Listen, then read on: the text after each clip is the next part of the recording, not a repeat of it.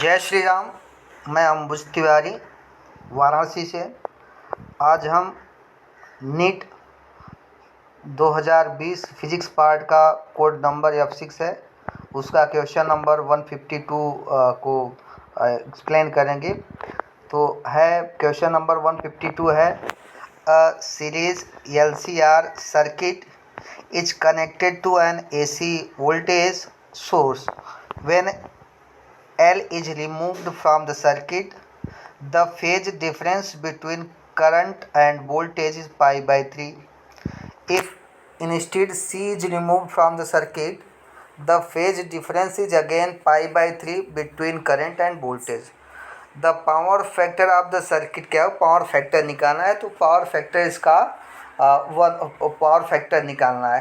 तो power factor क्या होता है कि जो power delivered by the circuit होती है पावर डिलीवर्ड बाय सर्किट, तो वो पावर में जो फैक्टर होता है cos phi, P equal to VRMS IRMS cos phi. तो कॉस फाई की वैल्यू निकालना है LCR सर्किट में। हमने इस प्रॉब्लम को सॉल्व किया है। तो देखो ये हमारा LCR सर्किट है जो कनेक्टेड है AC voltage V equal to V naught sine omega t. तो LCR सर्किट में अगर सपोज करो current I equal to I naught sine omega t five, तो वोल्टेज और करंट के बीच का जो है फेज डिफरेंस फाई है। तो अब इसका हम फेज डायग्राम बनाते हैं।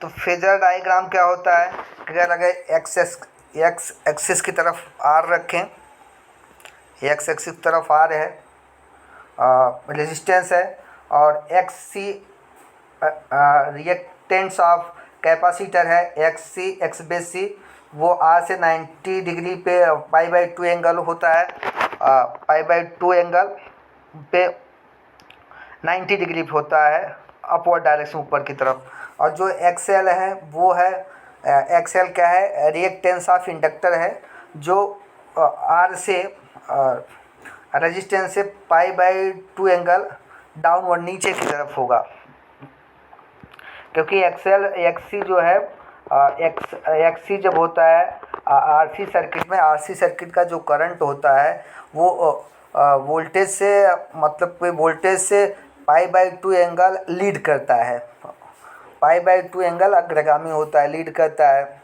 और XL जो होता है इंडक्टर की वजह से, तो XL क्या है, रिएक्टेंस है, वो जो है वोल्टेज से, अगर सर्किट अपना LR सर्किट है उससे पाई बाई 2 एंगल पश्चगामी होता है, लैग्स बिहाइंड R।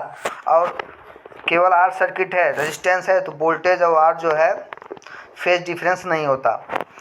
तो अब देखिए हमने इसका रिजल्टेंट निकाला, XC ऊपर की तरफ, XL तो ऊपर की तरफ क्या हो गया, XC माइनस XL हो गया, और R है तो हमने एक ट्राइंगल बनाया OAB। तो यहाँ पे जो Z होगा इसका रिजल्टेंट होगा, वही इम्पीडेंस ऑफ द सर्किट का टोटल इम्पीडेंस होता है। तो इम्पीडेंस Z की वैल्यू क्या होता है, V naught upon I naught instantaneous voltage divided by instantaneous current, मतलब कि एम्पलीट्यूड ऑफ वोल्टेज सिग्नल और एम्पलीट्यूड ऑफ करंट सिग्नल है, इक्वल टू अपना OB होगा। OB की वैल्यू है square root of OA square plus AB square. तो Z की वैल्यू आ गया square root of R square plus in bracket XC minus x का होल स्क्वायर। अब यहाँ OA वैल्यू R है, AB की वैल्यू XC माइनस XL है। अब XC की वैल्यू होता है 1 अपॉन ओमेगा C, XL की वैल्यू होता है ओमेगा L। XC क्या है, रिएक्टेंस ऑफ कैपेसिटर है, XL क्या है, रिएक्टेंट ऑफ इंडक्टर है। फेज डिफरेंस फाई क्या है, tan inverse of AB upon OA। तो tan inverse of XC minus XL upon R होता है, या tan inverse of mod of XC minus XL upon R होता है। और average power delivered by the source in a complete cycle, एक पूरे complete cycle में एवरेज पावर डिलीवर्ड होता है सोर्स द्वारा, P equal to IRMS VRMS cos phi होता है। IRMS की वैल्यू होता है I naught upon root two, VRMS क्या होता है, V naught upon root two, VRMS root mean square velocity, IRMS होता है रूट मीन स्क्वायर करंट। अब कॉस फाई को पावर फैक्टर कहते हैं, इसकी वैल्यू होते हैं R upon Z equal to का R upon square root of R square plus XC minus XL का XL का होल स्क्वायर।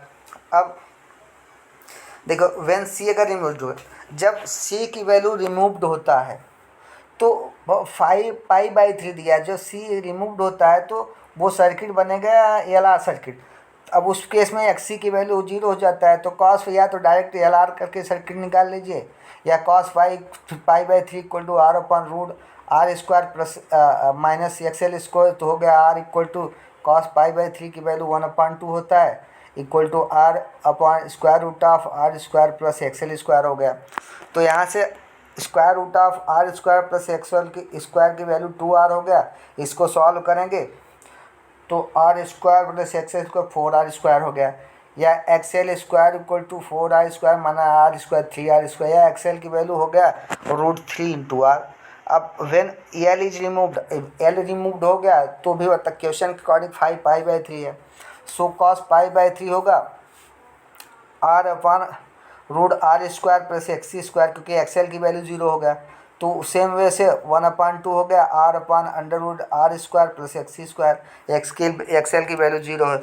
इसको सॉल्व करेंगे, square root of are square plus x c 2r होगा, या स्क्वायर करेंगे वो side r square plus x c square equal to 4r square, r और x c square 4r square में r square 3r square हो गया, तो x c की वैल्यू होगा √3r। So power of L C R circuit होगा cos phi equal to R upon square root of are square plus x C minus X L का whole square. तो value put up कर देंगे R upon R square plus उसकी value हो गया X C का √3r माइनस √3r का होल स्क्वायर, तो equal to R upon root are square equal to R upon 1 तो cos फाइव की वैल्यू 1 हो गया। तो फैक्टर जो पावर फैक्टर है उसकी वैल्यू cos फाइव होता है 1 है, तो करेक्ट आंसर इसका है 1। तो इस क्वेश्चन का जो करेक्ट आंसर है वो है 152 का आंसर नंबर 1 है। अब क्वेश्चन नंबर 153 है, a ball is thrown vertically downward with a velocity of 20 meter per second from the top of the tower. It hits the ground after some time with velocity 80 meter per second. The height of the tower find का g की value दिया गया है 10 metre पर से, इसको हम solve किए हैं, इसकी वैल्यू 300 आएगा। ये अगला प्रॉब्लम है, देखो इसमें देखिए डायग्राम में, अब जो है u वेलोसिटी से एक बॉल है ड्रॉप वर्टिकली डाउनवर्ड, तो इनिशियल वेलोसिटी उसका 20 है। जब नीचे की तरफ ग्राउंड से हिट करने से पहले, ग्राउंड पे टकराने से पहले उसका वेलोसिटी फाइनल 80 मीटर पर सेकेंड हो जाता है। g की वैल्यू दिया है 10 मीटर पर सेकेंड स्क्वायर, तो v इक्वल टू क्या होगा u plus g T, v plus g T, क्योंकि जब वर्टिकली डाउनवर्ड आता है तो एक्सीलरेशन पॉजिटिव लिया जाता है। तो 80 equal to 20 plus g t or, 80 minus 20 g t, तो 60 इक्वल टू 10t, क्योंकि g की वैल्यू 10 है, तो t इक्वल टू 6 सेकेंड आ गया। अब height of the top of water क्या, हाइट टॉप ऑफ टावर हो गया h equal to u t plus half g t square. अब यहाँ से h की value equal to 20 into t 6 second था, 20 into 6 plus half into 10 into 6 का square हो गया 120 plus 5 into 36, 120 plus 180 equal to 300 metre, तो 300 मीटर इसका राइट आंसर, आंसर नंबर 2 हो गया। अब नेक्स्ट क्वेश्चन देखेंगे,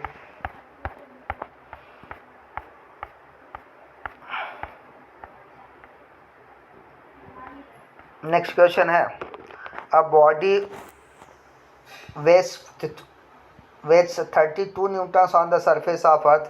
What is the gravitational force on it at a height equal to half of the radius of the, मतलब एक body है जिसका वेट जो है 32 न्यूटन अर्थ सरफेस पे है, उसको किस हाइट पे ले जाया जाए कि उसका हाइट पे बताना है कि जिस पे ग्रेविटेशनल फोर्स की value equal to half, what is the gravitational force on it if the at a height equal to the half of the radius, मतलब किस हाइट पे लेके जाएंगे जिसका रेडियस, उस हाइट पे रेडियस होगा, रेडियस अर्थ रेडियस का आधा है, और ग्रेविटेशनल फोर्स की वैल्यू फाइंड करना है। तो हमने इसको सॉल्व किया, तो W इक्वल टू 72 न्यूटन है, इसको कन्वर्ट करोगे mg में तो फोर्स है न्यूटन है, तो एम जी की वैल्यू 72 न्यूटन हो गया, तो एम की वैल्यू 72 बाई जी हो गया, के जी हो गया। अब acceleration due to gravity at height H from the earth surface क्या होता है, G dash equal to G plus 1/h/r/e का होल स्क्वायर। तो gravitational force at the height H पे क्या होगा, एम इंटू जी डैश होगा। तो एम जी अपॉन 1+h/r/e का होल स्क्वायर, आर ई क्या है, रेडियस ऑफ द अर्थ है। तो 72 + 1+r/e/2 का होल स्क्वायर। एम जी 72 है, एच की वैल्यू r/2 दिया है, आर ई क्या है, रेडियस ऑफ द अर्थ है। तो एफ की वैल्यू आएगा 72 1/+1/2 का होल स्क्वायर, 72/3/2 का होल स्क्वायर। सो 72/9/4 हो गया, 72 × 4/9 इक्वल टू 8 × 4 मतलब 32 न्यूटन्स हो गया। तो एफ की वैल्यू 32 न्यूटन्स। तो चौथा वाला प्रॉब्लम इसका आंसर 4th है।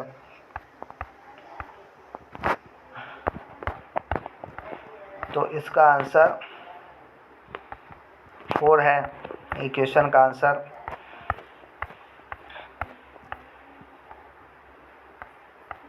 इस क्वेश्चन का वन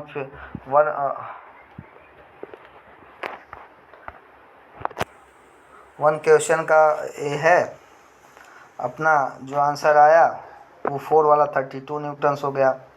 अब